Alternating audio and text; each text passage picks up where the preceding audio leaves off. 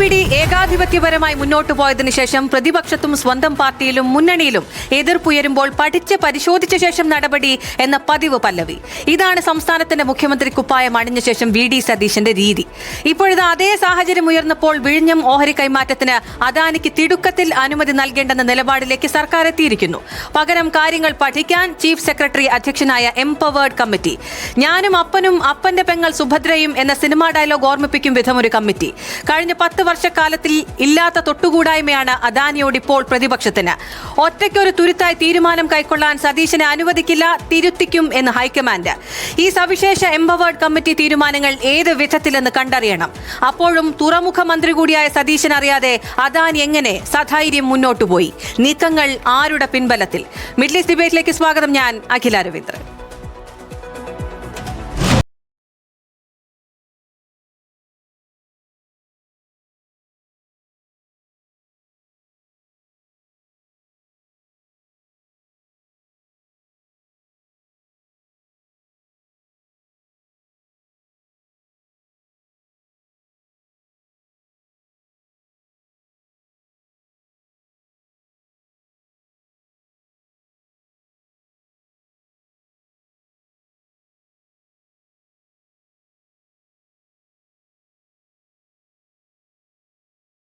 പാടില്ല.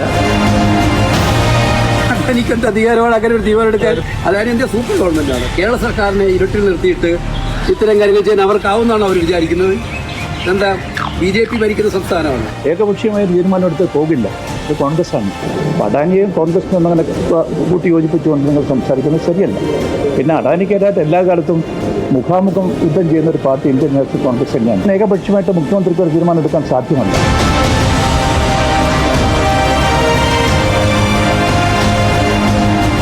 പങ്കെടുക്കുന്നത് advocate Aji Kuriakose N കാസ്, ബെനൻ BS ഇടത് സഹയാത്രികൻ, അഡ്വക്കേറ്റ് ഫരീദ് ഗ്ലോബൽ പ്രവാസി union, Binoy T Rajan BJP സഹയാത്രികൻ. ആദ്യം അഡ്വക്കേറ്റ് അജി കുര്യാക്കോസിലേക്കാണ്. ശ്രീ അജി കുര്യാക്കോസ്, ഈ മുന്നണിക്കകത്ത് നിന്ന് തന്നെ പടലപ്പിണക്കങ്ങൾ ഈ വിഷയവുമായി ബന്ധപ്പെട്ട് ഉയരുന്നുണ്ട്. KC വേണുഗോപാലാണ് ചോദിച്ചത്, ഇത് BJP ഭരിക്കുന്ന സംസ്ഥാനമാണോ അങ്ങനെ ഒരു തീരുമാനത്തിലേക്ക് കടക്കാൻ ഏകപക്ഷീയമായി എന്നാണ്. ഇങ്ങനൊരു തീരുമാനത്തിലേക്ക് അദാനിക്ക് ഇത്ര സധൈര്യം മുന്നോട്ട് പോകാനായി ആരുടെ പിൻബലമായിരിക്കും ലഭിച്ചിട്ടുണ്ടാവുക? ആദ്യം തന്നെ KC വേണുഗോപാൽ പറഞ്ഞ ഒരു വിഷയത്തെ കുറിച്ച് അദ്ദേഹം അത്തരത്തിലുള്ള ചോദ്യമല്ല ചോദിച്ചത്. ഇത് BJP ഭരിക്കുന്ന ഒരു സംസ്ഥാനമല്ല, അതുകൊണ്ട് അത്തരത്തിലൊരു കരാറിലേക്ക് നേരിട്ടങ്ങ് പോകില്ല എന്നാണ് പറഞ്ഞത്. അതിനെ വളച്ചൊടിച്ച് ഈ രീതിയിൽ ഇത് BJP ഭരിക്കുന്ന സംസ്ഥാനമാണോ എന്ന് ചോദ്യത്തിന് ഞാൻ ഉത്തരം പറയാൻ തയ്യാറല്ല. കാരണം ഇവിടെ UDFന്റെ ഭരണത്തിന് തുടക്കം തൊട്ട് തന്നെ UDF ഈ കേരളത്തിന്റെ സാമ്പത്തിക അവസ്ഥയെക്കുറിച്ചും സാമ്പത്തികമായി കേരളം നേരിടുന്ന പ്രശ്നങ്ങളെ കുറിച്ചൊക്കെ വളരെ സജീവമായിട്ട് കഴിഞ്ഞ നിയമസഭയ്ക്കകത്ത് നിയമസഭാ സമ്മേളനത്തിനകത്ത് കൃത്യമായി പറയുകയുണ്ടായി. മാത്രമല്ല അവിടെ എങ്ങനെ കേരളത്തിന്റെ സാമ്പത്തിക സ്ഥിതി മുന്നോട്ട് കൊണ്ടുവരണം എന്നുള്ളതിനെ കുറിച്ച് കൃത്യമായ ഒരു മാർഗരേഖ ധനകാര്യ വകുപ്പ് മന്ത്രി കൂടിയായ മുഖ്യമന്ത്രി കേരളത്തില് നിയമസഭയിൽ അവതരിപ്പിച്ചിട്ടുണ്ടായിരുന്നു. നിങ്ങളൊരു കാര്യം മനസ്സിലാക്കണം, ഈ ദേശീയ ആസൂത്രണ കമ്മീഷൻ ഈ സ്വകാര്യ പങ്കാളിത്ത പദ്ധതികൾക്കായി തയ്യാറാക്കിയ മാർഗരേഖ അത് 2015 ഉണ്ടാക്കിയത്. അതിനനുസരിച്ചിട്ടാണ് ഈ വിഴിഞ്ഞം തുറമുഖം തയ്യാറാക്കിയത്. അതിൽ തന്നെ സ്വകാര്യ പങ്കാളിത്ത പദ്ധതിയാണ്, അതായത് പ്രൈവറ്റ് ആൻഡ് പബ്ലിക് സെക്ടർ. മനസ്സിലായില്ലേ? അതിൽ ഓഹരി കൈമാറ്റത്തെ കുറിച്ചുള്ള വ്യവസ്ഥിതി അന്നത്തെ ആ കരാർ ഒപ്പിടുന്ന കാലത്ത് തന്നെ അതുണ്ടായിരുന്നു. ഈ 2015 കരാർ ഒപ്പിടുന്ന സമയത്ത് ശ്രീ ഉമ്മൻചാണ്ടി സർക്കാരായിരുന്നു. ആ സർക്കാർ ഒപ്പിട്ട കാലത്ത് തന്നെ ഈ ഒരു കരാറിന്റെ എങ്ങനെയാണ് ഓഹരി കൈമാറ്റം ചെയ്യുന്നതിനെ കുറിച്ചുള്ള ഒരു വ്യക്തമായ മാനദണ്ഡം ഉണ്ടായിരുന്നു. ആർട്ടിക്കിൾ 40.2 അതിനകത്ത് വളരെ കൃത്യമായിട്ട് പറയുന്നുണ്ട്. അതായത് 23%, നമ്മളിപ്പോ എല്ലാം കേട്ടല്ലോ, നേരത്തെ നമ്മൾ ഈ ചർച്ചയിൽ പറഞ്ഞിട്ടുള്ളതാണ്. 49% അദാനി ഗ്രൂപ്പ് വിഴിഞ്ഞം തുറമുഖത്തിന്റെ 49% ഷെയർ MSCക്ക് മെഡിറ്ററേനിയൻ ഷിപ്പിംഗ് കമ്പനിക്ക് കൊടുക്കുന്നു എന്നുള്ള രീതിയിലാണ് വ്യാഖ്യാനങ്ങൾ ഉണ്ടായത്. എന്നാൽ 49% ആരുടെ ഷെയറാണ്? അദാനി ഗ്രൂപ്പിനുള്ള 49%ന്റെ 49%മാണ് കൊടുക്കുന്നത്. അത് ഒന്ന്. 2, 23% കൂടുതൽ ഷെയർ കൊടുക്കാനായിട്ട് സാധിക്കുകയില്ല. ഇതൊക്കെ കരാറിൽ വ്യക്തമായിട്ട് വ്യവസ്ഥയുണ്ട്. 2024 അന്ന് ശ്രീ പിണറായി വിജയൻ മുഖ്യമന്ത്രി ആയിരുന്ന കാലത്താണ് സപ്ലിമെന്ററി കരാർ ഉണ്ടായിരുന്നത്. അതിലും പറഞ്ഞിട്ടുണ്ട് 2028 2ഉം 3ഉം ഘട്ടങ്ങളായിട്ട് ഇത് നിർമ്മാണം പൂർത്തിയാക്കുമെന്നൊക്കെ പറഞ്ഞിട്ടുണ്ട്. കാലതാമസം കൂടാതെ 2034 മുതൽ സംസ്ഥാനത്തിന് വരുമാനം നൽകണമെന്നൊക്കെ പറഞ്ഞു. എന്നാൽ അതിലൊക്കെ ആ കരാറിന്റെ ഒക്കെ സപ്ലിമെന്ററി കരാർ ഉണ്ടായെങ്കിൽ അതിനൊക്കെ മാറ്റം വരുത്തിക്കൊണ്ട് പലതരം കരാറുകളിൽ ശ്രീ പിണറായി വിജയൻ സർക്കാർ ഏർപ്പെട്ടിട്ടുണ്ട്. ഇവിടെ എന്താണ് വിഷയം? അദാനി സെബിയെ അറിയിക്കുന്നു, ഞങ്ങൾ ഞങ്ങളുടെ ഷെയർ വിൽക്കാൻ തയ്യാറാണ്. അതിവിടെ തെറ്റെന്താണുള്ളത്? ആ ഒരു ക്ലോസിനകത്ത് എന്താ തെറ്റുള്ളത്? ഓഹരി കൈമാറ്റത്തിനുള്ള കരാർ അടക്കമാണ് 2015 കരാർ ഒപ്പുവെച്ചിട്ടുള്ളത്. അപ്പോൾ അവരുടെ ഓഹരി 3 വർഷം കഴിഞ്ഞു കഴിഞ്ഞാൽ, വിഴിഞ്ഞം തുറമുഖം ഓപ്പറേഷണലായി കഴിഞ്ഞാൽ 3 വർഷത്തിനുള്ളിൽ അവർക്ക് അതിന്റെ ഒരു ലോക്കിംഗ് പീരീഡാണ്. ആ ലോക്കിംഗ് പീരീഡ് കഴിഞ്ഞു കഴിഞ്ഞാൽ അവർക്ക് ഈ കരാറ് പ്രകാരം, ഈ കൺസെഷനെയർ കോൺട്രാക്ട് പ്രകാരം അവർക്ക് അവരുടെ ഷെയറുകൾ ആർക്ക് വേണമെങ്കിൽ വിൽക്കാം. അതിനെന്ത് വേണം? സെബിയുടെ അനുമതി വേണം. സെബിയുടെ അനുമതിക്ക് വേണ്ടി ഒരു കത്ത് കൊടുത്തു. ഞങ്ങളുടെ ഷെയർ വിൽക്കാൻ തീരുമാനിക്കുന്നു എന്ന് സെബിയുടെ അനുമതിക്ക് വേണ്ടി ഒരു കത്ത് കൊടുക്കുന്നു. ഒപ്പം തന്നെ അവർ ഷെയർ വിൽക്കപ്പോ എന്റെ ഒരു വസ്തു വിൽക്കുന്നതിന് നമ്മൾ വളരെ ചെറിയൊരു ഇതിലേക്ക് നമുക്ക് എടുക്കാം. ഇതിന് വലിയൊരു കോൺട്രാക്റ്റായിട്ടൊന്നും എടുക്കണ്ട. നമ്മളൊരു വീട് വിൽക്കാൻ തീരുമാനിക്കുന്നു, അല്ലെങ്കിൽ നമ്മളൊരു പ്രോപ്പർട്ടി വിൽക്കാൻ തീരുമാനിക്കുന്നു. നമ്മൾ പല ആൾക്കാരും പോയി കാണില്ലേ? ഒരാളെ മാത്രമല്ലല്ലോ പോയി കാണുന്നത്.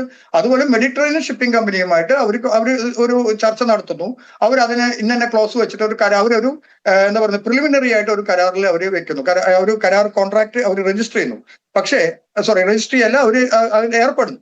ആ കരാറും സെബിയിൽ വെച്ചിട്ടുള്ള സെബിയുമായിട്ട് പറഞ്ഞിട്ടുള്ളത്, സെബിയോട് അറിയിക്കുകയാണ്, ഞങ്ങൾ ഓഹരി കൈമാറ്റം തയ്യാറായിക്കൊണ്ടിരിക്കുകയാണ്, ഞങ്ങൾ ഓഹരി കൈമാറ്റം ചെയ്യുന്നു, ഞങ്ങൾ ഇന്ന ആൾക്കാരുമായിട്ട്. പല പ്ലെയേഴ്സും ഉണ്ട് മാഡം ഇതിനകത്ത്. മെഡിറ്ററേനിയൻ ഷിപ്പിംഗ് കമ്പനി മാത്രമല്ല, മെർസക് അടക്കമുള്ള വലിയ വലിയ കമ്പനികൾ നമ്മുടെ വിഴിഞ്ഞം തുറമുഖത്തിന്റെ ഷെയറുകൾ വാങ്ങിക്കാൻ തയ്യാറായിട്ട് വരുന്നുണ്ട്. അപ്പൊ ഇവിടെ ഇതിനകത്ത് യാതൊരു ട്രാൻസ്പെറൻസി കുറവുമില്ല, വളരെ കൃത്യമാണ്. പക്ഷെ സർക്കാരിനോട് അവർ അറിയിച്ചിട്ടില്ല. അവർ സർക്കാരിന് രണ്ടാമതേ അറിയിക്കേണ്ട കാര്യമുള്ളൂ. സർക്കാരിന് ആദ്യം ഓഹരി കൈമാറ്റത്തെ കുറിച്ച് ആദ്യം സർക്കാരിനോടല്ല അറിയിക്കേണ്ടത്, സെബിനെയാണ് അറിയിക്കേണ്ടത്. അവർ സെബി അറിയിച്ചു. സെബി അറിയിച്ചതിന് ശേഷം അവർ വ്യക്തമായി തന്നെ കേരള സർക്കാരിനെ രേഖാമൂലം അവർ അറിയിച്ചു കഴിഞ്ഞു. ഇവിടെ തെറ്റെന്താണുള്ളത്? ഇവിടെ ആരെങ്കിലും ഒരു ഓഹരി കൈമാറ്റം നടത്തിയോ? ഇവിടെ ആരെങ്കിലും അതിന് മുൻകൈ എടുത്തോ? മുഖ്യമന്ത്രി Shri V D Satheesan, UDF മന്ത്രിസഭ എന്താ പറഞ്ഞിരിക്കുന്നത്? ഈ കരാറ് അവർ ഏർപ്പെടുകയാണെങ്കിൽ മന്ത്രിസഭയുടെ അനുമതിയില്ലാതെ, ഈ സർക്കാരിന്റെ അനുമതിയില്ലാതെ യാതൊരു തരത്തിലും അവർക്ക് ഈ കരാറിൽ ഏർപ്പെടാൻ പറ്റില്ല എന്ന് പറഞ്ഞു. എനിക്കൊന്നും മനസ്സിലാവുന്നില്ല.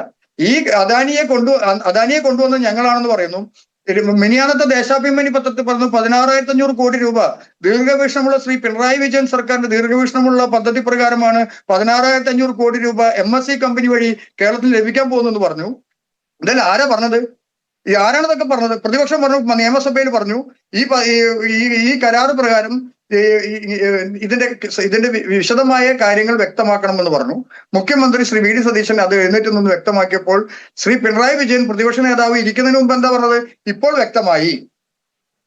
ഇവിടെ ഞങ്ങൾക്ക് ആർക്കും വ്യക്തത കുറവില്ല. പ്രതിപക്ഷത്തിന് മറ്റൊരു കാര്യം ഇല്ലാത്തത് കൊണ്ട് അവർ വ്യക്തത കുറവുണ്ടെന്ന് പറയുന്നു. ഇവിടെ ഒരു കരാറിലും ആരും ഏർപ്പെട്ടിട്ടില്ല. ഇത് ജനിക്കാനിരിക്കുന്ന കുഞ്ഞിന് ജാതകം എഴുതുന്നത് പോലെയുള്ള ഒരു കാര്യമാണ് ഉള്ളത്. ആ കുഞ്ഞ് ജനിക്കുന്നതിന് മുമ്പുള്ള പ്രാഥമികമായ കാര്യങ്ങളെല്ലാം നമ്മൾ ചെയ്യേണ്ടിയിരിക്കുന്നു. അത് കൃത്യമായ ഒരു നിർവചനമുണ്ട്. ഒരു കരാറിൽ എല്ലാം നിർവചിച്ചു വെച്ചിട്ടുണ്ട്, എങ്ങനെ നടത്തണമെന്ന് പറഞ്ഞിട്ടുണ്ട്, അതിനെല്ലാ ക്ലോസുകളും ഉണ്ട്. അപ്പൊ ആ ക്ലോസ് പ്രകാരമുള്ള കാര്യങ്ങളെല്ലാം നടന്നിരിക്കും. അത് നടക്കുന്നതിന് യാതൊരു തെറ്റുമില്ല. ഇവിടെ യാതൊരു തരത്തിലുള്ള അഴിമതിയുമില്ല. എല്ലാം വളരെ ട്രാൻസ്പാരന്റ് ആണ്. ആരും രാത്രിയിൽ തലയിൽ മുണ്ടിട്ട് പോയിട്ടല്ല നമ്മുടെ വിദ്യാഭ്യാസ PM ശ്രീ കരാർ ഒപ്പിട്ടതുപോലെ ആരും പോയി തലയിൽ മുണ്ടിട്ട് ഒപ്പിട്ടിട്ടുമില്ല. ശരി, ശ്രീ ബെനൻ BS, ഇതിപ്പോൾ ഒരു കരാർ ലംഘനം നടന്നിരിക്കുന്നു എന്ന ആരോപണം ഉയർന്നിരിക്കുന്നു. ഇതിപ്പോൾ സർക്കാരിന് കൂടി പങ്കുള്ള ഒരു ലംഘനമാണോ നടന്നിട്ടുള്ളത്? എന്താണ് തോന്നുന്നത്?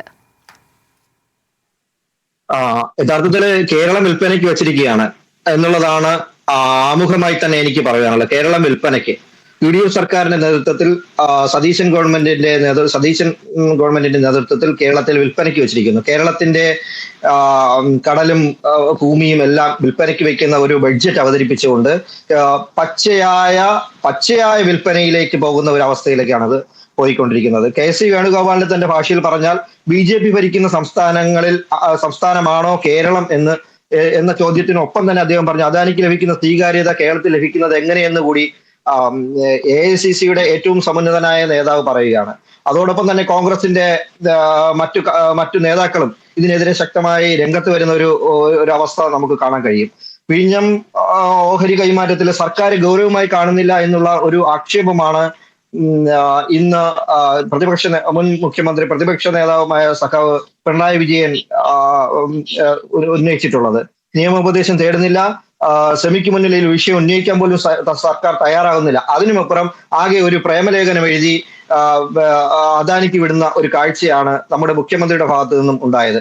ഇപ്പോ എനിക്ക് മുമ്പ് സംസാരിച്ച സ്നേഹിതൻ വളരെ ലാഘവത്തോടു കൂടി തൊട്ടപ്പുറത്തെ പുരയിടം വിൽക്കുന്ന രീതിയിലേക്ക് പുരയിടം വിൽക്കുന്ന ഉദാഹരണങ്ങളൊക്കെ പറഞ്ഞുകൊണ്ട് വളരെ ലാഘവത്തോടു കൂടി, എന്തൊരു ലാഘവത്തോടെയാണ് കേരളത്തിന്റെ പൊതു സ്വത്തിനെ ഒരു ഒരു അന്താരാഷ്ട്ര കുത്തകയ്ക്ക് എഴുതി കൊടുക്കുന്നതിനെ കുറിച്ച് വാചാലനാവുന്നത്. ഇതൊക്കെ നമുക്ക് രാഷ്ട്രീയമായി നമ്മുടെ സ്വന്തം നാടിനെ തന്നെയല്ലേ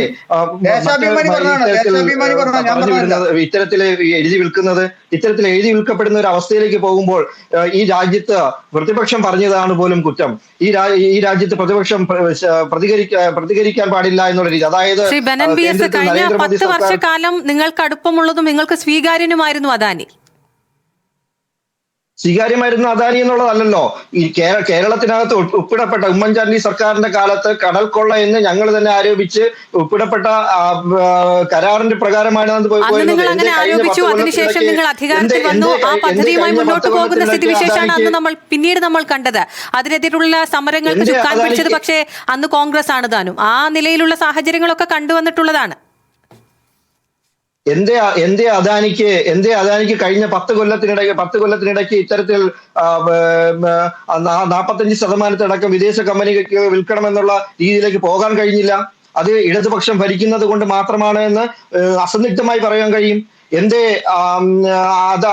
ഇടതുപക്ഷം ഭരിച്ച കാലത്ത് ഉണ്ടാക്കിയ കരാറുമായി ബന്ധപ്പെട്ടാണ് ഇങ്ങനെ ഒരു പഴുത് തന്നെ ഉള്ളത്. ആ പഴുത് ഉപയോഗിച്ചാണ് ഇപ്പോൾ ഇങ്ങനെ ഒരു നീക്കത്തിലേക്ക് അദാനി കടന്നിട്ടുള്ളത്. 3 കൊല്ലം കഴിയണം സർക്കാരുമായി ധാരണയിലെത്താതെ ഞാനൊരു കാര്യം പറയട്ടെ. കോൺഗ്രസ് പ്രതിനിധിയായിട്ട് സംസാരിച്ചപ്പോൾ ഞാൻ യാതൊന്നും സംസാരിച്ചിട്ടില്ല. അങ്ങനെയാണെങ്കിൽ നിരന്തരം ഇടപെടുവാൻ എനിക്കും കഴിയും. നിരന്തരം ഇടപെടുവാനും ചർച്ച കുളമാക്കുവാനും എനിക്കും കഴിയും. നുണ പറയുമ്പോൾ ഇടപെട്ടെന്ന് വരും ബെനൻ. അത് നിങ്ങളുടെ മുഖ്യമന്ത്രിയാണ് നുണയൻ. നുണ പറയുന്നത് നിങ്ങളുടെ മുഖ്യമന്ത്രിയാണ്. നിങ്ങളുടെ മുഖ്യമന്ത്രിയാണ്. ഞാൻ സംസാരിക്കുന്നതിനിടയിലേക്ക് സ്ഥിരമായി ഇടപെട്ട് കഴിഞ്ഞാൽ അദ്ദേഹം സംസാരിക്കുമ്പോൾ ഞാൻ ഇടപെടും. എനിക്ക് അതിനകത്ത് മറ്റുള്ള കിടക്കുന്ന ഞാൻ മാറിയിരിക്കത്തൊന്നുമില്ല. എനിക്ക് പറയാനുള്ളത്, കേരളത്തിന്റെ സ്വപ്ന പദ്ധതിയായ വിഴിഞ്ഞത്തെ കോർപ്പറേറ്റുകൾക്ക് അടിയറ വെക്കുകയാണ്. അവരുടെ നിയമലംഘനങ്ങൾക്ക് ഭരണകൂടത്തിന്റെ സംരക്ഷണം കൊടുക്കുകയാണ്. അത് വിൽക്കാനുള്ള നീക്കം ത്വരിതഗതിയിൽ എന്ന് പറഞ്ഞാൽ വളരെ വിശദമായി അവസാനം കള്ളൻ പിടിക്കപ്പെട്ടു എന്നറിഞ്ഞപ്പോൾ ഇന്ന് അദാനിയെ കൊണ്ട് തന്നെ മറ്റൊരു തരത്തിലേക്കുള്ള ഒരു ചുവടുമാറ്റത്തിലേക്ക് പോകുന്ന അവസ്ഥയും കേരളം കണ്ടുകൊണ്ടിരിക്കുകയാണ്, ഈ സമൂഹം കണ്ടുകൊണ്ടിരിക്കുകയാണ്. എന്തുകൊണ്ട് കേരള സർക്കാരിനെ അറിയിക്കാതെ സിബിക്ക് അവർ കത്തയച്ചത്? എന്തുകൊണ്ട് ഇപ്പോഴും കേരളത്തിന്റെ മുഖ്യമന്ത്രി മൗനം തുടരുന്നു? ഇന്ന് പ്രതിപക്ഷ നേതാവ് സിബിക്ക് കത്തയച്ചില്ലേ? സിബിക്ക് കത്തയച്ചുകൊണ്ട് ഇതിനെതിരെ നടപടികൾ സ്വീകരിക്കണമെന്നും ഇതാണെന്നും പറഞ്ഞുകൊണ്ട് കേരളത്തിലെ പ്രതിപക്ഷ നേതാവ് കത്തെഴുതി. പക്ഷേ കേരളത്തിന്റെ മുഖ്യമന്ത്രിക്ക് അതിനെതിരെ നിയമപരമായി പോലും സംസാരിക്കുവാനോ നിയമപരമായി അതിനെതിരെ നീങ്ങുവാനോ ഇതുവരെ സാധിച്ചിട്ടില്ല. എന്തുകൊണ്ടാണ് സാധിക്കാത്തത്? ഡീലിന്റെ ഭാഗമായിട്ടാണ്. ഡീലിന്റെ ഭാഗം എന്ന് പറഞ്ഞാൽ മെയ് 1 മംഗലാപുരത്തേക്ക് പോയ ചാർട്ടേഡ് വിമാനത്തിന്റെ യാത്രയും അവിടെ സന്ദർശിച്ച അദാനിയുടെ മുതിർന്ന അല്ലെങ്കിൽ ഏറ്റവും ഉയർന്ന ഉദ്യോഗസ്ഥരുമായി സംസാരിച്ചതുമൊക്കെ ഈ വിഷയങ്ങളുമായി ബന്ധപ്പെട്ടിട്ടാണ് എന്നുള്ള സംശയം പ്രതിപക്ഷത്തിനാകെ ഉയരുകയും കേരളത്തിനാകെ കേരളമാകെ സംശയത്തിലേക്ക് പോവുകയും ചെയ്യുന്ന ഒരു അവസ്ഥയാണുള്ളത്. അത്തരത്തിലുള്ള ഡീലുകൾ ഉറപ്പിച്ചുകൊണ്ട് കേരളത്തിന്റെ കടകളിലാകെ ബക്കാടിയും കടലാകെ അദാനിക്കും കൊടുക്കുന്ന രീതിയിലേക്ക് പോകുന്ന ഒരു അവസ്ഥ കേരളത്തെ സംജാതമാക്കുവാനുള്ള തീരുമാനമാണ് UDF എന്നെങ്കിൽ കേരളത്തിൽ അത് സാധിക്കുകയില്ല എന്നുള്ള ഒരു സത്യാവസ്ഥ അദ്ദേഹവും അദ്ദേഹത്തിന്റെ മുന്നണിയും അദ്ദേഹത്തെ ന്യായീകരിക്കുന്നവർ മനസ്സിലാക്കുന്നത് നന്നായിരിക്കുമെന്നാണ് എനിക്ക് അവസരത്തിൽ പറയാനുള്ളത്. ബിനോയ് ടി രാജൻ, ഇങ്ങനെ ഒരു നടപടിക്രമവുമായി മുന്നോട്ട് പോകാൻ അദാനി മുന്നോട്ട് പോകുന്നത് അറിഞ്ഞിട്ടില്ല എന്നാണ് മുഖ്യമന്ത്രി നിയമസഭയിൽ പറഞ്ഞിട്ടുള്ളത്. തുറമുഖ വകുപ്പ് കൂടി കൈകാര്യം ചെയ്യുന്ന നമ്മുടെ സംസ്ഥാനത്തിന്റെ മുഖ്യമന്ത്രിയാണ് ആ വിധം ഒരു പ്രസ്താവന നടത്തിയിരിക്കുന്നത്. അതിൽ എന്തെങ്കിലും ദുരൂഹമായി ഉണ്ടോ? അതിനകത്തെ ദുരൂഹതയൊക്കെ വരും ദിവസങ്ങളിൽ മാത്രമേ നമുക്ക് പറയാൻ പറ്റത്തുള്ളൂ. കാരണം ഇത് ചിത്രങ്ങൾ ഇങ്ങനെ മാറി മാറി തെളിഞ്ഞുകൊണ്ടേ ഇരിക്കുകയാണ്. പക്ഷേ കേന്ദ്ര ഗവൺമെന്റ് BJP നയിക്കുന്ന കേന്ദ്ര ഗവൺമെന്റിനെ സംബന്ധിച്ച് വിദേശ നിക്ഷേപം വരുന്നതിനെ എതിർക്കുന്ന ഒരു നയം അല്ല എന്നുള്ളത് ഉറപ്പിച്ച് പറയുകയാണ്. വിദേശ നിക്ഷേപത്തെ സ്വീകരിക്കുന്ന അതിനെ പ്രോത്സാഹിപ്പിക്കുന്ന നിലപാടാണ് കേന്ദ്ര ഗവൺമെന്റിനുള്ളത്. കേന്ദ്ര ഗവൺമെന്റിനെ സംബന്ധിച്ച് കമ്പനികാര്യ മന്ത്രാലയത്തിന്റെയും ഇവിടുത്തെ സ്റ്റോക്ക് എക്സ്ചേഞ്ച് സെബി അടക്കമുള്ളവരുടെയും നിബന്ധനകൾക്ക് വിധേയമായിട്ട് രാജ്യരക്ഷയ്ക്ക് ഹാനികരമല്ലാത്ത ഏത് പദ്ധതിയെയും ഏത് നിക്ഷേപത്തെയും ലീഗലാണെങ്കിൽ അതിന് അനുവദിച്ചുകൊണ്ട് ഈ പ്രവർത്തനത്തെ മുന്നോട്ട് കൊണ്ടുപോകാനുള്ള എല്ലാ സഹായവും കേന്ദ്ര ഗവൺമെന്റ് ചെയ്യുമെന്നാണ് ഞാൻ ഉറച്ചു വിശ്വസിക്കുന്നത്.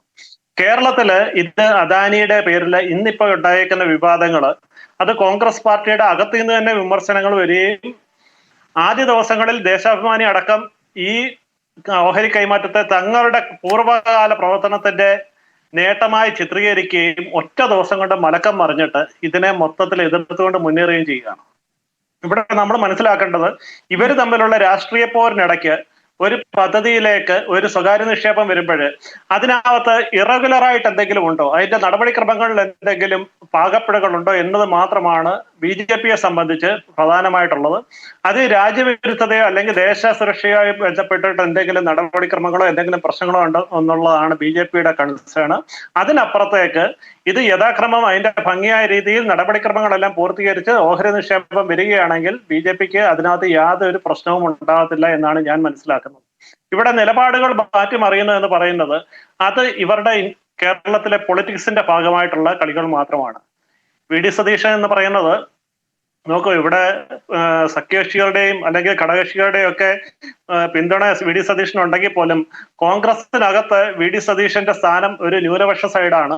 കാരണം വളരെ കുറഞ്ഞ MLA-മാരുടെ പിന്തുണ മാത്രമേ ഉള്ളൂ എന്നാണ് നമ്മൾ മനസ്സിലാക്കിയത്. 3 പേരിൽ ഒരാൾ ഘടകകക്ഷികളുടെ പിന്തുണയോടെ വരുമ്പോൾ സ്വാഭാവികമായിട്ടും അപ്പുറത്ത് സ്ഥാനം നഷ്ടപ്പെട്ടവരുടെ ഒരു പട തന്നെ നിൽപ്പുണ്ട്.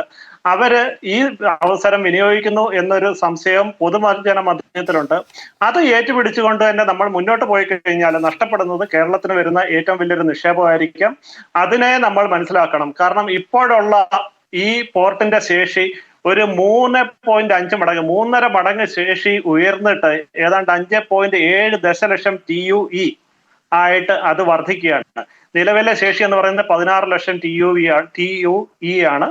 പക്ഷെ അത് വീണ്ടും മടങ്ങ് വർദ്ധിച്ച് 3.5 മടങ്ങ് വർദ്ധിച്ചിട്ട് അത് വികസനത്തിലേക്ക് മാറുമ്പോൾ ഈ അദാനിക്ക് സ്വകാര്യ നിക്ഷേപത്തിൽ കൂടെ വരുന്ന സഹായം അത് ഇതിപ്പോൾ ഈ പദ്ധതിയുടെ ലാഭം ആർക്കാണ് എന്ന ചോദ്യമാണ് അവിടെ നിൽക്കുന്നത്. അത് സംസ്ഥാന സർക്കാരിന് ഒട്ടുമേ ഇല്ല ഈ പരിപാടിയുമായി ബന്ധപ്പെട്ട ഒരു ലാഭം മുഴുവൻ പോകുന്നത് അദാനിക്കാണ്. അല്ല, അത് നമ്മൾ മനസ്സിലാക്കേണ്ട ഒരു കാര്യം, ഇതൊരു PPP പ്രോജക്റ്റ് ആണ്. പ്രൈവറ്റ് പബ്ലിക് പാർട്ണർഷിപ്പിലുള്ള ഒരു PPP പ്രോജക്റ്റ് ആണ്. ഒരു പ്രൈവറ്റ് പാർട്ണർഷിപ്പിൽ ആ പ്രോജക്റ്റ് പ്രൈവറ്റ് ഓപ്പറേറ്റർ അത് ഓപ്പറേറ്റ് ചെയ്യുന്നതിന് ഒരു നിശ്ചിത കാലയളവുണ്ട്. ആ കാലയളവിൽ അവർ മുടക്കിയ തുകയും അതിന്റെ ലാഭവും ഏറ്റെടുത്തതിന് ശേഷം അത് സംസ്ഥാന ഗവൺമെന്റ് തന്നെ കൈമാറത്തക്ക രീതിയിലാണ് ഈ കരാർ നിശ്ചയിച്ചേക്കുന്നത്.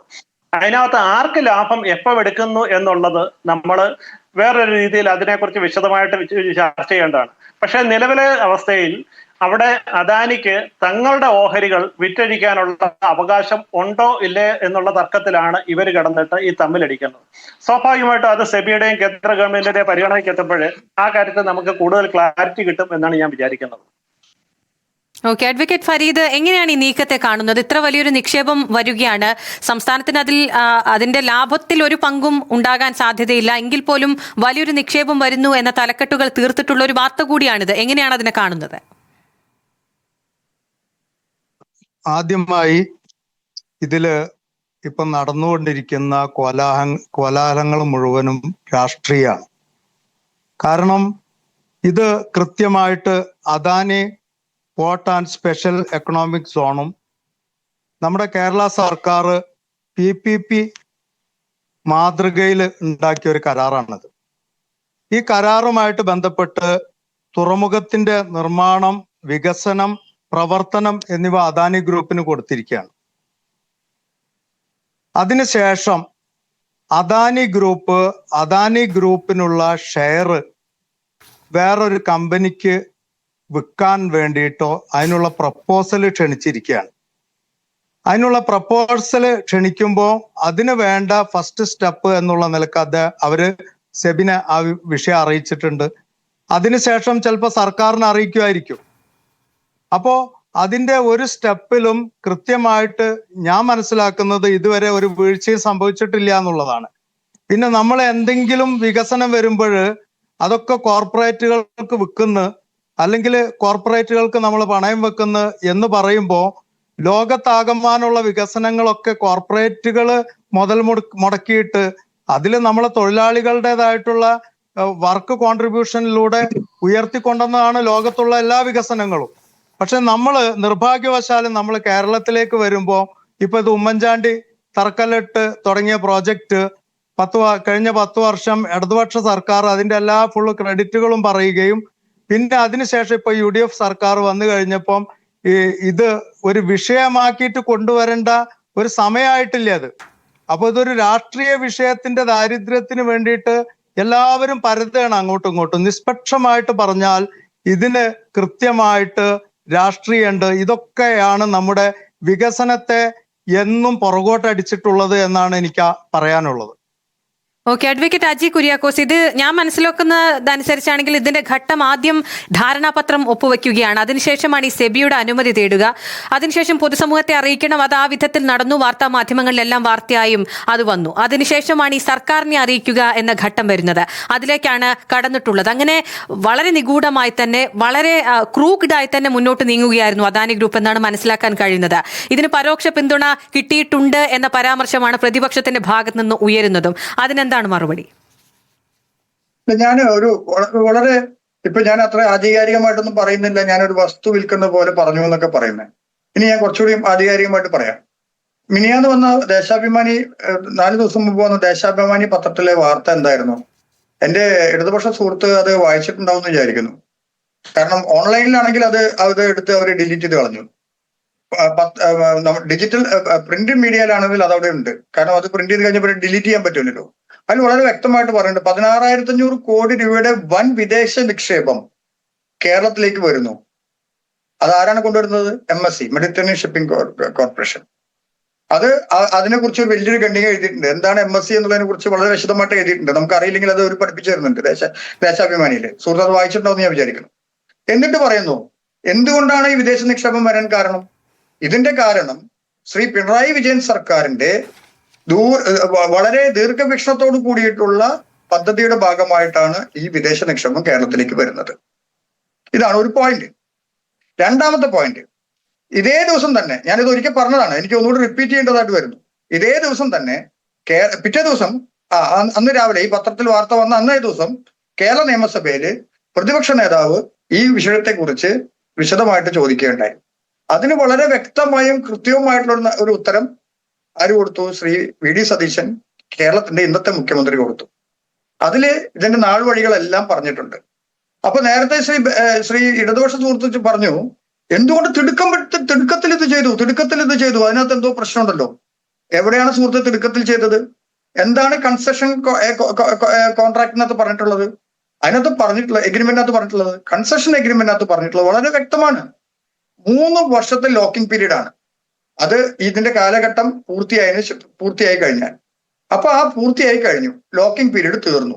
പിന്നെ അവർക്ക് അവരുടെ ഷെയർ ആർക്ക് വേണമെങ്കിൽ വിറ്റൂടെ? ഇവിടുത്തെ ചോദ്യം നേരത്തെ മറ്റുള്ള 2 സുഹൃത്തുക്കളും ഇടതുപക്ഷ സുഹൃത്ത് ഒഴിച്ച് ബാക്കി 2 പേരും പറഞ്ഞു ഇത് PPP കോൺട്രാക്ട് ആണ്.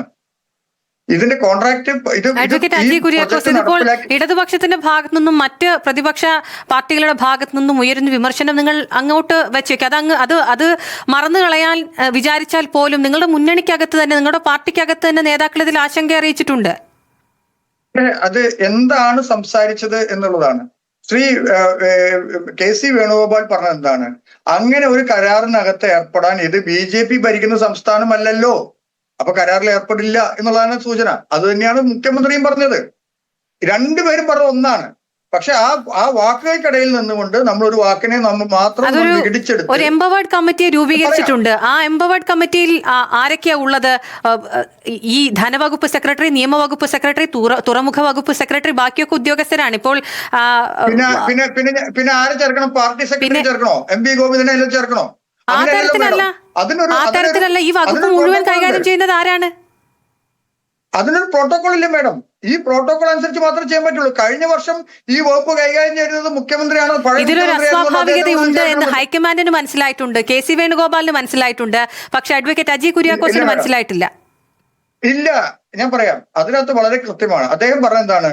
ഇത്തരം ഒരു കാര്യം നടപ്പിലാക്കാൻ ഇത് BJP സർക്കാർ അല്ലല്ലോ ഇവിടെ ഭരിക്കുന്നത്. അതിന്റെ അർത്ഥം എന്താണ്? അങ്ങനെ ഒരു കാര്യം ഇവിടെ ചർച്ച ചെയ്യാതെ നടപ്പിലാക്കില്ല എന്നുള്ളതാണ് അതിന്റെ അർത്ഥം. അല്ലാതെ ഇത് BJP സർക്കാർ അല്ലല്ലോ, എന്തുകൊണ്ട് നടപ്പിലാക്കിയിട്ടില്ലല്ലോ. വളരെ കൃത്യമാണ്. പിന്നെ ഈ പറഞ്ഞ കമ്മിറ്റിയിലെ അംഗങ്ങളെ കുറിച്ച് പറഞ്ഞു. കമ്മിറ്റിയിലെ അംഗങ്ങൾ അതിന് വേറെ ആരെ എടുക്കണം? പ്രതിപക്ഷത്തു നിന്ന് പ്രതിപക്ഷ നേതാവിനെ എടുക്കണോ? ഇതിനൊരു പ്രോട്ടോകോൾ ഇല്ലേ മാഡം? ആ പ്രോട്ടോകോൾ അനുസരിച്ച് മാത്രമല്ലേ ഇതിലെ അംഗങ്ങളെ ഏർപ്പെടുത്താൻ പറ്റുള്ളൂ. അപ്പൊ ആർക്കും പ്രശ്നമില്ല. നിയമസഭ കൂടിക്കൊണ്ടിരിക്കുമ്പോൾ എന്തുകൊണ്ടാണ് പ്രശ്നം? ഞാൻ പറഞ്ഞുതരാം. ഇതിപ്പോ ഞാൻ പറഞ്ഞാൽ ഇനി അതിനെ കുറിച്ച് പറയും. നിയമസഭയ്ക്കകത്ത് മുഖ്യമന്ത്രിയോട് നേരിട്ട് ചോദിക്കാനുള്ള ആർജവം പ്രതിപക്ഷങ്ങൾക്ക് ആർക്കുമില്ല, എസ്പെഷ്യലി പ്രതിപക്ഷ നേതാവിനില്ല. കാരണം ചോദിച്ചു കഴിഞ്ഞാൽ വസ്തുനിഷ്ഠമായിട്ടുള്ള മറുപടി അവിടെ നിന്ന് വരും. ഇപ്പൊ അവിടെ ഇവിടെ ഇരുന്ന് ആകാശത്തിലൂടെ ഇരുന്ന് പറഞ്ഞ് മൂകാംബിക പോയത് അദാനി കൊണ്ടുപോയതാണ്, അവിടെ കൊണ്ടുപോയത് ഇവര് കൊണ്ടുപോയതാണ്, ഇതൊന്നല്ലല്ലോ കാര്യം. അദാനി ഗ്രൂപ്പിന്റെ പ്രസിഡന്റ് അവിടെ ഉണ്ടായിരുന്നേ. അല്ല, അതുണ്ടാവുമായിരിക്കാം. ഇപ്പൊ അദാനി ഗ്രൂപ്പിന്റെ പ്രസിഡന്റ് മൂകാംബിക വരാൻ പാടില്ല നമുക്ക് ആർക്കെങ്കിലും പറയാൻ പറ്റുമോ? കാണാൻ പാടില്ല എന്നും പറയാൻ പാടില്ല. അപ്പൊ ആർക്കും പറയാൻ പറ്റില്ല. ഈ അദാനി ഗ്രൂപ്പിനെ കൊണ്ടുവന്നതെന്ന് പറയുന്ന ആരാണ്? ഞങ്ങൾ പറയുന്നു ഞങ്ങൾ ഈ പോർട്ട് വിഴിഞ്ഞം പോർട്ട് ഞങ്ങളാണ് ഉണ്ടാക്കിയെന്ന് പറഞ്ഞപ്പോ അല്ല, ഞങ്ങളാണ് അദാനിനെ കൊണ്ടുവന്നത്. എന്നിട്ട് അദാനിയോട് കൂടെ തോളത്ത് കൈയിട്ട് ബൈ ബൈ എന്ന് പറഞ്ഞ ആരാണ്? ഞങ്ങളാണോ? അല്ലല്ലോ. അദാനിയെ അന്ന് പറ്റുമായിരുന്നു, ഇന്ന് പറ്റില്ല. ഇന്ന് അതിന് മാത്രമല്ല, ഈ അദാനിയുമായിട്ടുള്ള എല്ലാ കരാറുകളും എല്ലാ ഇടപാടുകളിലും ഒപ്പിട്ടതും അതിനെ മുന്നോട്ട് പോയതും അവർ ഒരുമിച്ച് ഒരു വേദി പങ്കിട്ടതും ഒക്കെ ശ്രീ പിണറായി വിജയനാണ് മുഖ്യമന്ത്രി ആയിരുന്നപ്പോൾ എന്ന് നമ്മൾ പറയുന്നു. അപ്പൊ അവർ പറയുന്നു അല്ല, ഞങ്ങൾ അങ്ങനെ പങ്കിട്ടിട്ടില്ല. ഇവിടെ ഇതൊക്കെ വളരെ വ്യക്തമായ കാര്യങ്ങളല്ലേ. എന്താണ് ഇല്ലാത്തൊരു കാര്യത്തെ കുറിച്ചല്ലേ ഇവിടുത്തെ ചർച്ച? നടപ്പിലാവാത്തൊരു കാര്യത്തെ കുറിച്ചല്ലേ ഇവിടുത്തെ ചർച്ച? ഞാൻ വീണ്ടും ജനിക്കാത്ത കുഞ്ഞിന്റെ ജാതകമല്ലേ ഇവിടെ എഴുതിക്കൊണ്ടിരിക്കുന്നത്. അപ്പൊ നമ്മൾ ഒരു കാര്യം മനസ്സിലാക്കണം, ഇത് തർക്കത്തിന് വേണ്ടി തർക്കമുണ്ടാകും. നമ്മുടെ നാട്ടിലൊക്കെ പറഞ്ഞ ഇലയിൽ ചവിട്ടി വഴക്കുണ്ടാക്കാന്ന് പറയും. ധാരണ ലംഘിച്ചു എന്ന് പറഞ്ഞ് നിയമപരമായി മുന്നോട്ട് പോകാൻ സർക്കാരിന് സാധിക്കും. അത് ആ വ്യവസ്ഥ പ്രകാരം സാധിക്കാവുന്നതുമാണ്. പക്ഷെ ആ തരത്തിലേക്കൊന്നും അല്ല പോയിട്ടുള്ളത്. അല്ല, സർക്കാർ ചോദിച്ചല്ലോ. ഞങ്ങൾ ഈ സെബിക്കകത്ത് നമുക്ക് സെബിയുടെ കയ്യിൽ അവര് സെബിയോട് ആവശ്യപ്പെട്ടപ്പോൾ ഇന്ന് വളരെ കൃത്യമാണ്. ഇന്നത്തെ ഇന്ത്യൻ എക്സ്പ്രസിന്റെ ഒരു വായിച്ചു നോക്കണം. ഇന്ത്യൻ എക്സ്പ്രസ് വളരെ കൃത്യമാണ്. 3 മണിക്കൂർ മുമ്പ് ഇന്ത്യൻ എക്സ്പ്രസ് അപ്ഡേറ്റ് ചെയ്തിട്ടുണ്ട്. വളരെ കൃത്യമായിട്ട് പറഞ്ഞു, കേരള സർക്കാർ അദാനിയോട് ചോദിച്ചിരിക്കുന്നു, നിങ്ങൾ സെബിയെ അറിയിച്ചു, ഞങ്ങൾ എന്തുകൊണ്ട് അറിയിച്ചില്ല? നിങ്ങൾ അറിയിച്ച കത്തിനകത്ത് വളരെ വിശദമായിട്ട് എഴുതിയിട്ടില്ല. നിങ്ങൾ വീണ്ടും കത്ത് തരിക, ഞങ്ങൾക്ക് ആ കത്ത് വായിച്ച് പരിശോധിക്കണം. ഞങ്ങളൊരു കമ്മിറ്റി രൂപീകരിച്ചിട്ടുണ്ട്. ആ കമ്മിറ്റിയിൽ ഇത് വെച്ച് ചർച്ച ചെയ്യും. UDF ചർച്ച ചെയ്യും. ഈ അൺഒഫീഷ്യലായി അറിയിച്ചിട്ടുണ്ട് എന്ന് അദാനി ഗ്രൂപ്പ് പറഞ്ഞിട്ടുണ്ടായിരുന്നു. ഇപ്പോൾ തുറമുഖ സെക്രട്ടറി രത്തന്യു ഖേൽക്കറാണ് അൺഒഫീഷ്യലായി അറിയിച്ചിരിക്കുന്നത്. അദ്ദേഹത്തെ ആയിരിക്കുമോ? മാഡം, ഒരു കാര്യം ഞാൻ ചോദിക്കട്ടെ. ഇത്രയും വലിയൊരു കരാറാണെന്ന് പറഞ്ഞു, വളരെ ലാഘവത്തോട് കൂടിയാണ് ഞാൻ ഭൂമി വിൽക്കുന്ന കരാറിനെ കുറിച്ച് പറഞ്ഞെന്ന് പറഞ്ഞു. അപ്പൊ ഇത്രയും വലിയൊരു കരാർ ഫോണിൽ കൂടെ വിളിച്ചു, ഹലോ ഞങ്ങൾ ഒരു കരാർ ഈ ഞങ്ങളുടെ 49% ഷെയർ കച്ചവടം ചെയ്യാൻ പോകുന്നുണ്ടെന്ന് പറയുകയാണ് ചെയ്യുന്നത്. പക്ഷെ വാർത്തകളിലൂടെ മാത്രമേ ഞാൻ ഇക്കാര്യം അറിഞ്ഞിട്ടുള്ളൂ എന്നാണ് തുറമുഖ വകുപ്പ് കൂടി കൈകാര്യം ചെയ്യുന്ന മുഖ്യമന്ത്രി പറയുന്നത്. അതിലാണ് അസ്വാഭാവികത. പറഞ്ഞേ, തീർച്ചയായും സെബിയെ അറിയിച്ചതിന് ശേഷം മാത്രം കേരള ഗവൺമെന്റിനെ അറിയിച്ചാൽ മതി. അത് കൺസെഷൻ എഗ്രിമെന്റിനകത്തുള്ളതല്ലേ. ഈ കൺസെഷൻ എഗ്രിമെന്റിനകത്ത് എന്താണോ എഴുതിയിരിക്കുന്നത് അത് ബൈൻഡിങ് ആണ്. അത് 2015 ഒപ്പിട്ടു. ഞാൻ നേരത്തെ പറഞ്ഞു തുടക്കത്തിൽ, വീണ്ടും റിപ്പീറ്റ് ചെയ്യാണ്. 2015 ഒപ്പിട്ടു. 2024 സപ്ലിമെന്ററി കോൺട്രാക്ട് ഒപ്പിട്ടു. അന്നത്തെ കാലത്ത് ശ്രീ പിണറായി വിജയനാണ് മുഖ്യമന്ത്രി. അന്നൊന്നും ഇല്ലാത്തൊരു തർക്കം എന്താണ് ഇപ്പോൾ ഉള്ളത്? കാരണം നേരത്തെ സൂചിപ്പിച്ചു, ശ്രീ ബെനൻ സൂചിപ്പിച്ചു, ഒറ്റ കാര്യം പറഞ്ഞിട്ടുണ്ട് മാഡം. ഇടതുപക്ഷ സഹായത്തിലും സൂചിപ്പിച്ചു, 2026 പെട്ടെന്ന് ഇത് കൊണ്ടുവന്നു. 2026 സുഹൃത്തെ ഇതിന്റെ ലോക്കിംഗ് പീരീഡ് കഴിഞ്ഞത്. ലോക്കിംഗ് പീരീഡ് കഴിഞ്ഞാലല്ലേ അവർക്ക് എന്തെങ്കിലും ചെയ്യാൻ പറ്റുള്ളൂ. കച്ചവടം ചെയ്യാനെങ്കിലോ അല്ലെങ്കിൽ വിൽക്കണമെങ്കിലോ മറ്റാർക്കെങ്കിലും മറച്ചു കൊടുക്കണമെങ്കിലോ. ഇത് അദാനിയുടെ കയ്യിലിരിക്കുന്ന ഓഹരിയാണ്.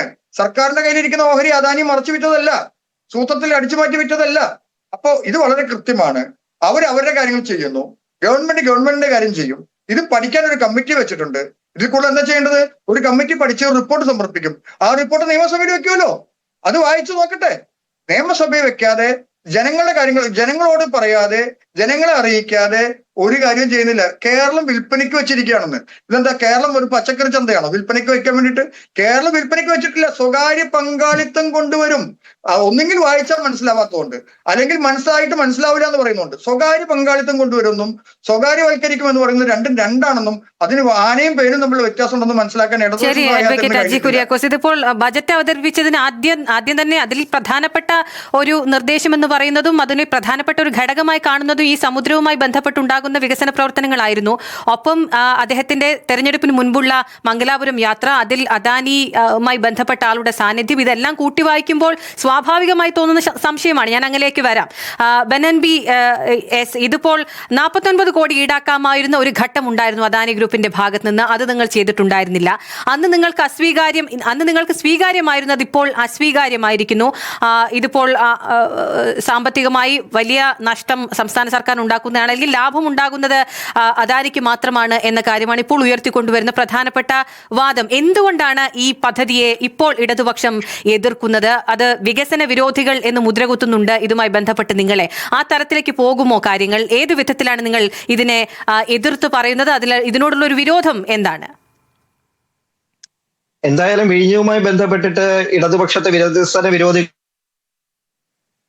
പറയാൻ സാധിക്കില്ല എന്നുള്ളത് കേരളത്തിലെ ഏതൊരു മനുഷ്യനും, ഇത് രാഷ്ട്രീയം മാറ്റിവെച്ച് ഇപ്പൊ എനിക്കെതിരെ ഞാൻ ഒറ്റയ്ക്കാണല്ലോ ഇപ്പൊ ഇരിക്കുന്നത്, എനിക്കെതിരെ എനിക്ക് ഇതിൽ തന്നെയുള്ള 3 പേരും കൂടി സംസാരിച്ചാലും എന്തായാലും വിഴിഞ്ഞവും പദ്ധതിയുമായി ബന്ധപ്പെട്ടിട്ട് ഇടതുപക്ഷം അതിന് വികസന വിരോധമായി നിന്നു എന്നുള്ള കാര്യം ഒരിക്കലും പറയാൻ ഇല്ല എന്നുള്ളത് വസ്തുതയാണ്. ഇതിനകത്തേക്ക് ഞാൻ കാര്യത്തിലേക്ക് വരാം. ഇതിനകത്ത് തന്നെ ട്രാൻസ്ഫർ ഫോർ ഓണർഷിപ്പ്, അതിന്റെ ഓണർഷിപ്പ് എന്നുള്ള രീതിയിലാണ് സെബിക്ക് അവർ കത്തെഴുതി കൊടുത്തിരിക്കുന്നത്. അത് വകുപ്പ് 53 പ്രകാരം അത് വയലേഷൻ ഉള്ളതാണ്. 38-ാം വകുപ്പ് പ്രകാരം നമ്മൾ ഇതുമായി കേരളത്തിന്റെ കരാറ് തന്നെ കേരളവും അദാനിയുമായിട്ടുള്ള ഈ കരാറ് തന്നെ റദ്ദാക്കുന്നതിന് ഇതിനകത്തുള്ള 38-ാം വകുപ്പ് പ്രകാരം കേരളത്തിന് സാധിക്കുമെന്നിരിക്കെ സെബിക്ക് ഞങ്ങൾ ഇതിന്റെ കച്ചവടവുമായി ബന്ധപ്പെട്ട് മുന്നോട്ട് പോയി എന്ന് പറയുമ്പോൾ കേരള സർക്കാരിനെ അറിയിക്കാതിരുന്നു. കേരള സർക്കാരിനെ അറിയിച്ചുകൊണ്ട് മാത്രമേ എന്ത് കച്ചവടവും നടത്താൻ പാടുള്ളൂ എന്നുള്ള നിയമവ്യവസ്ഥ അതിനകത്തുണ്ട്. ആ നിയമവ്യവസ്ഥ ഇരിക്കെ എങ്ങനെയാണ് ഇത് സംഭവിച്ചത് എന്നുള്ളതാണ് പ്രതിപക്ഷ നേതാവ് അടക്കം കേരളത്തോട് ചോദിക്കുന്നത്. പിന്നെ ഇവരൊക്കെ ദേശാഭിമാനി വായിക്കുന്നു എന്നറിഞ്ഞതിൽ സന്തോഷമുണ്ട്. ദേശാഭിമാനിയിൽ വരുന്ന വാർത്തകൾ വെച്ചിട്ടാണ് ഇനിയുള്ള ചർച്ചകളിലൊക്കെ നമ്മുടെ കോൺഗ്രസ് പ്രതിനിധി ചർച്ചയിൽ പങ്കെടുക്കുന്നത് എന്നുകൂടി ഒന്ന് പറഞ്ഞാൽ അന്നത്തെ ദിവസം മലയാള മാധ്യമങ്ങളിൽ വന്ന എല്ലാ അച്ചടി മാധ്യമങ്ങളിലും ഇത് വലിയൊരു ഇൻവെസ്റ്റ്മെന്റ് ആണ് എന്നുള്ള രീതിയിലാണ് വന്നത്.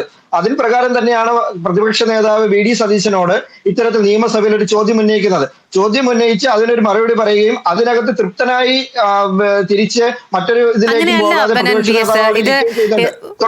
ഒരു കാര്യം പറഞ്ഞു. പക്ഷേ പ്രതിപക്ഷ നേതാവ് മറ്റൊരു കാര്യമാണ്. പ്രതിപക്ഷ നേതാവ് ആശങ്ക രേഖപ്പെടുത്തിയപ്പോൾ ആഹ്ലാദമാണ് പാർട്ടി പത്രം രേഖപ്പെടുത്തിയത്.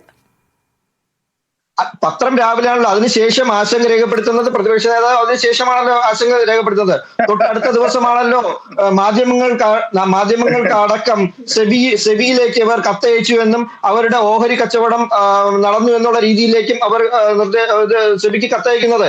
അതിനുശേഷമുള്ള ഈ വിഷയങ്ങളെല്ലാം പുറത്തേക്ക് വരുന്നത്.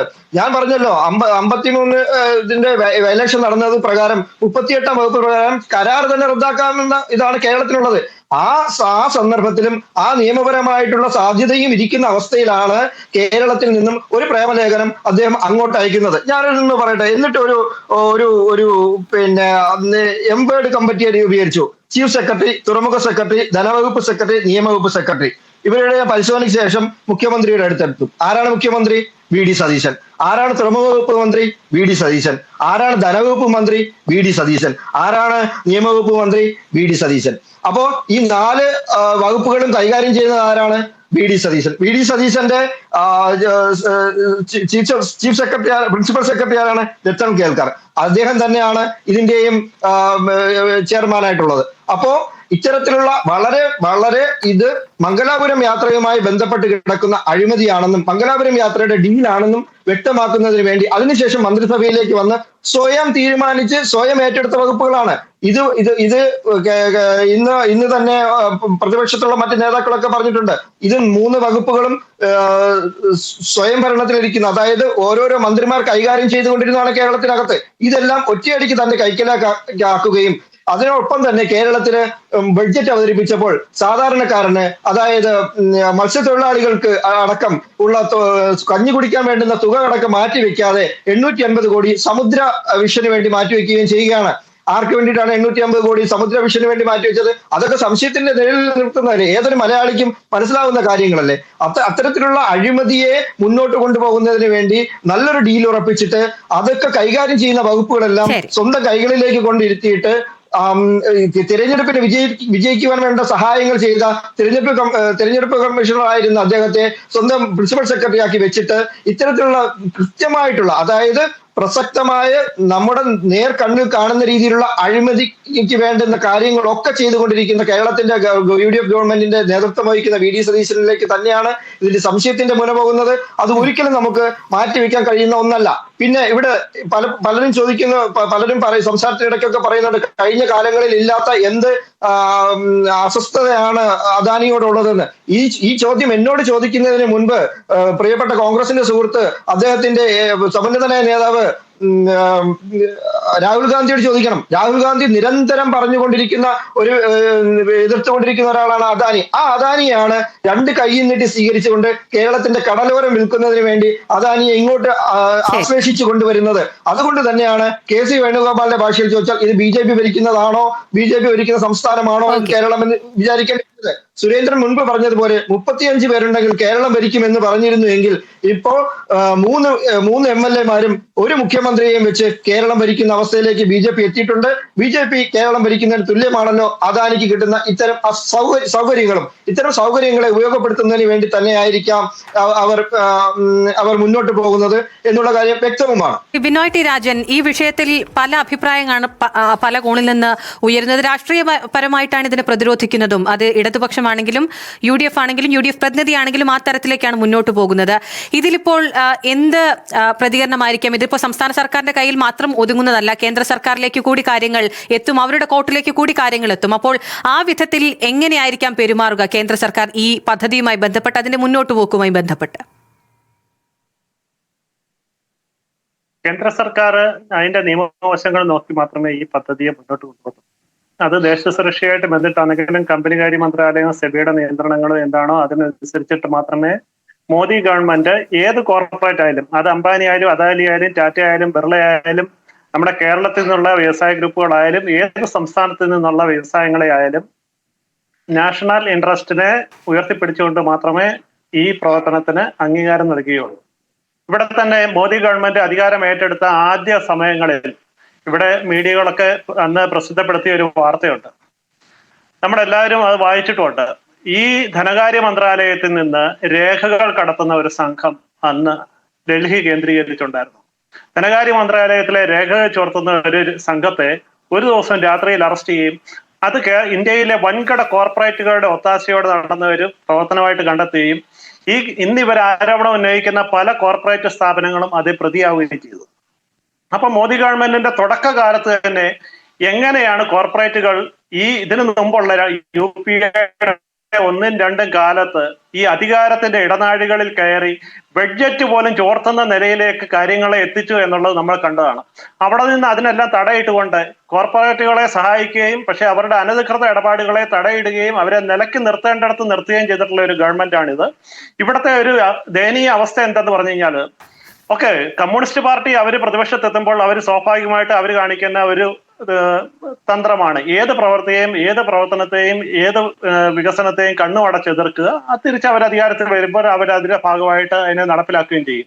അതിന്റെ ഭാഗമായിട്ടാണ് ദേശാഭിമാനിയുടെ ആദ്യത്തെ വാർത്ത ഒരു ദിവസം അവരുടെ ഒരു മെറിറ്റായിട്ട് പിറ്റേ ദിവസം അതിനെ എതിർത്തുകൊണ്ട് നമ്മൾ ആ വാർത്ത കണ്ടത്.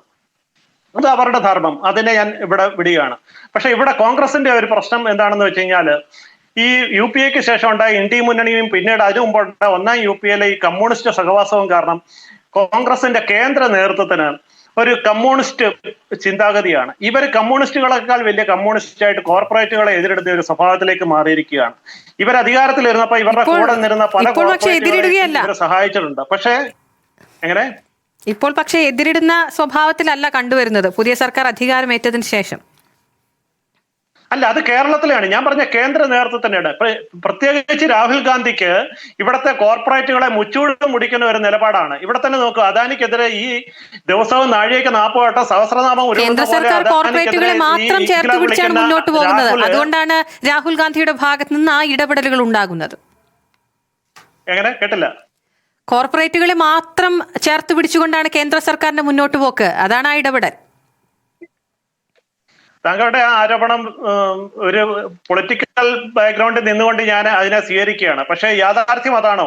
ഇവിടെ നോക്ക്, മുദ്രാ ലോൺ തൊട്ട് ഈ ഓഹരി കൈമാറ്റവും വിദേശ നിക്ഷേപവും അടക്കം വരെയുള്ള എല്ലാ കാര്യങ്ങളും വരുമ്പോൾ മോദി ഗവൺമെന്റ് എന്ന് പറയുന്നത് തെരുവ് കച്ചവടക്കാരെ തൊട്ട് അംബാനും അദാനിയും ടാറ്റായും ബിർളയും അടക്കമുള്ള കോർപ്പറേറ്റുകളെ വരെ ഒരേപോലെ ചേർത്ത് നിർത്തിക്കൊണ്ടാണ് ഈ ഗവൺമെന്റ് മുന്നോട്ട് പോകുന്നത്. അവിടെ ചെറുകിട നിക്ഷേപകരെന്നോ വൻകിട നിക്ഷേപകരെന്നോ ചെറുകിട കച്ചവടമെന്നോ വൻകിട നിക്ഷേപമെന്നോ അങ്ങനെയുള്ള ഒരു വ്യത്യാസവുമില്ല. ഏത് ഗവൺമെന്റിന്റെ കീഴിലായാലും അത് ചെറുകിട വ്യവസായമായാലും ഇടത്തര വ്യവസായമായാലും വൻകിട വ്യവസായമായാലും വിദേശ നിക്ഷേപമായാലും അത് ഈ രാജ്യത്തിന്റെ പുരോഗതിക്ക് ഉതകുന്ന രീതിയിൽ കൈകാര്യം ചെയ്യുക എന്നുള്ളതാണ്. പക്ഷെ ഇവിടെ രാഹുൽ അവരുടെ ഈ ഗവൺമെന്റ് ഇത്രയും 65 വർഷം ഭരിച്ചപ്പോൾ ഇത്രയും കോർപ്പറേറ്റുകൾ ഇവിടെ വളർന്നു വന്നത് ഈ കോൺഗ്രസിന്റെ തണലിലാണ്. ഒരിക്കൽ പോലും BJP ഈ കോൺഗ്രസിന്റെ ഭരണത്തിൽ ഏതെങ്കിലും കോർപ്പറേറ്റുകളെ ആക്ഷേപിക്കാൻ ഇറങ്ങിയിട്ടില്ല. പക്ഷെ ഇവിടെ രാഹുൽ ഗാന്ധി തുടർച്ചയായിട്ട് അംബാനിയെ അദാനിയെ ആക്ഷേപിക്കുമ്പോൾ നമ്മൾ ഒരു കാര്യം മനസ്സിലാക്കണം.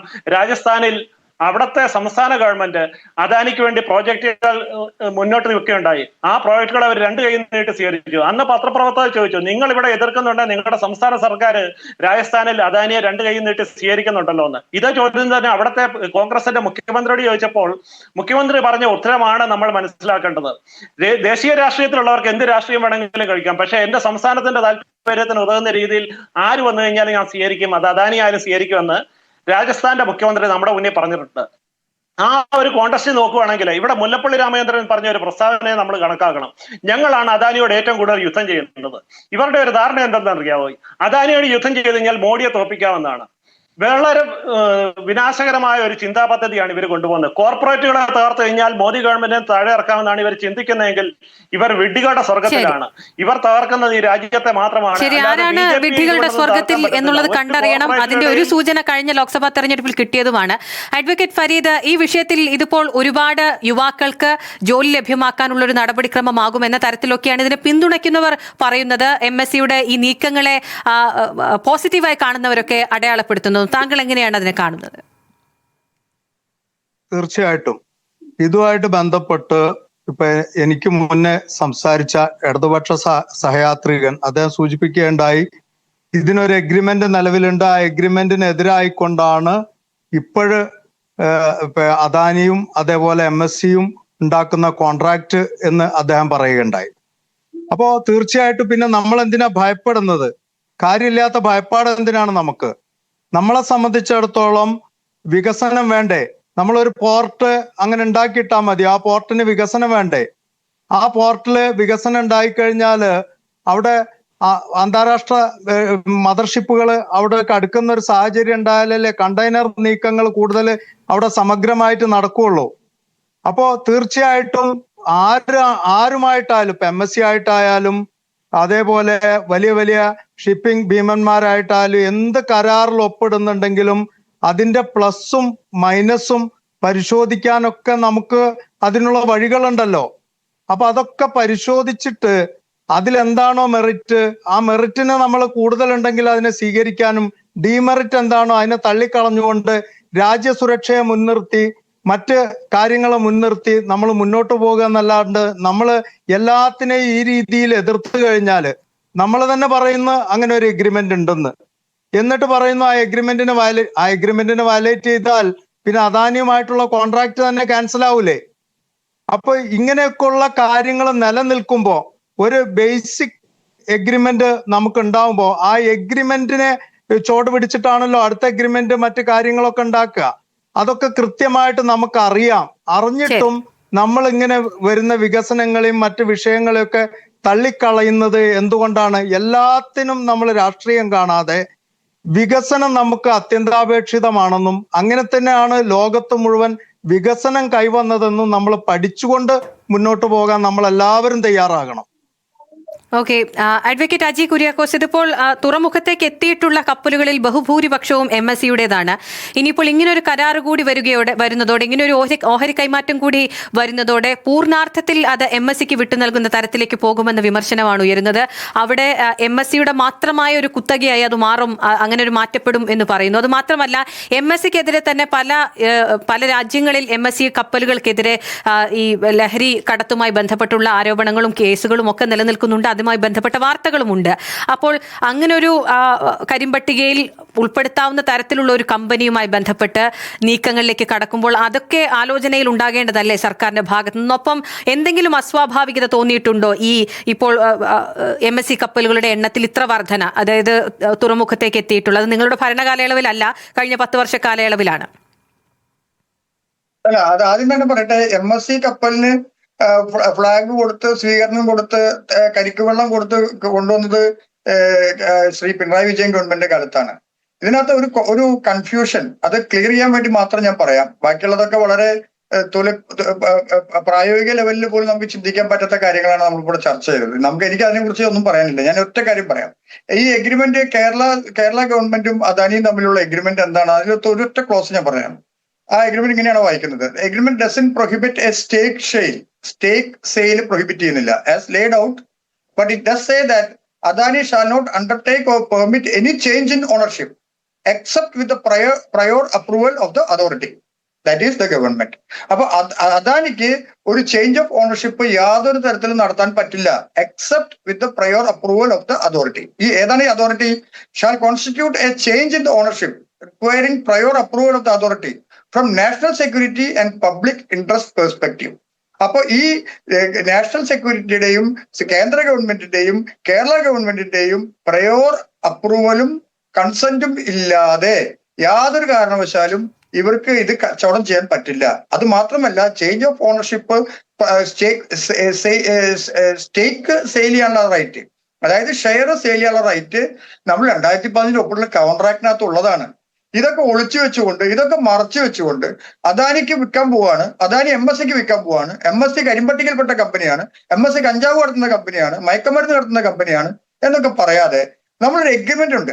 2 കോമ്പീറ്റന്റ് ആയിട്ടുള്ള ആൾക്കാർ തമ്മിലാണ് എഗ്രിമെന്റ് വെക്കുന്നത്.